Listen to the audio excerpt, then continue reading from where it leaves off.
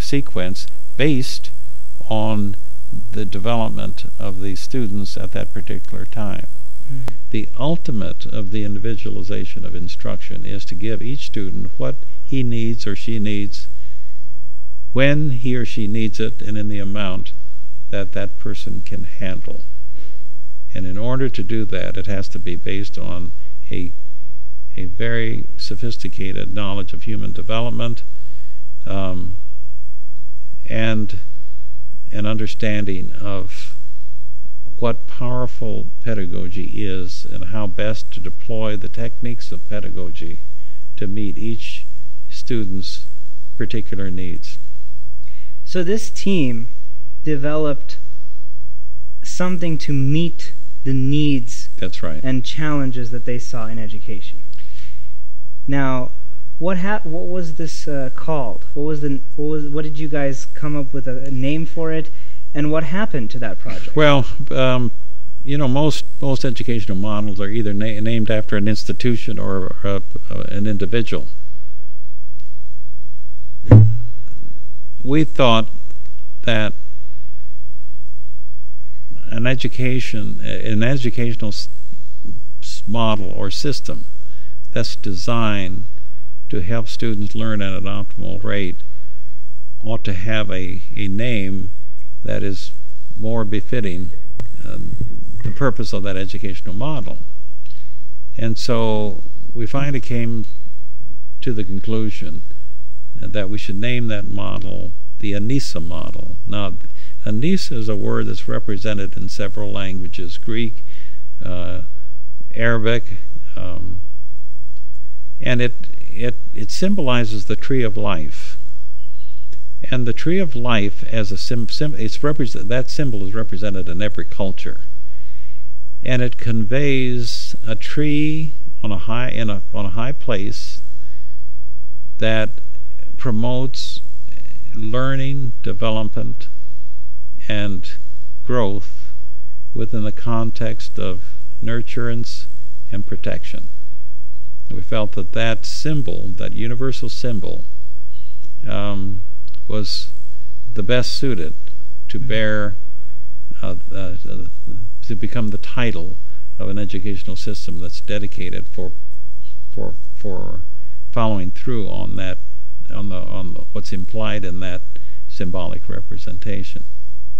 And I worked on that with that project for 14 years, but funding ran out. It was educational funding in general disappeared, and the director of the project, who started this all, died at a relatively young age, and so when all of those things happened, the students that were trained had already kind of scattered far and wide. In fact, they're all over the world serving educational efforts in a variety of capacities. And I was pleased to learn recently that a number of them are continuing in their own way this work. But right now, all that effort that took place over that 15 or 18 years is represented in documents. They're in libraries. There are places where most of the products of that Herculean effort are contained. At one time we had a website set up. I don't think it's active right now, but that information is out there. And at some point, when the national obsession in this country gets beyond what I call the skill, drill, and kill mentality or view of education, and changes and begins to appreciate that which may have served the nation well to some extent in the past is no longer adequate for the present time and certainly for the future, that there will be a resurgence of the effort that we engaged in, as well as a number of other educational theorists whose works from time to time have gone back on the shelf and then have been resurrected and brought out and developed further and then gone back on the shelf. It seems to be kind of a back and forth thing, but ultimately, I think all of that will come together and receive the kind of funding and support that it needs to move it to the next level.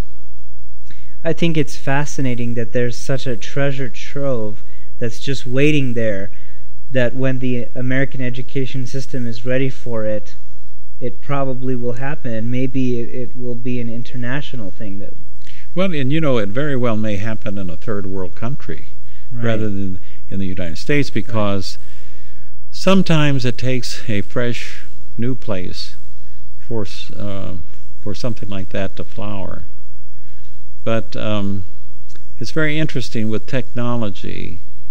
The last barrier to the restriction of knowledge from the less fortunate, from the isolated, from the less wealthy areas has now been demolished with the advent of computer technology and so on.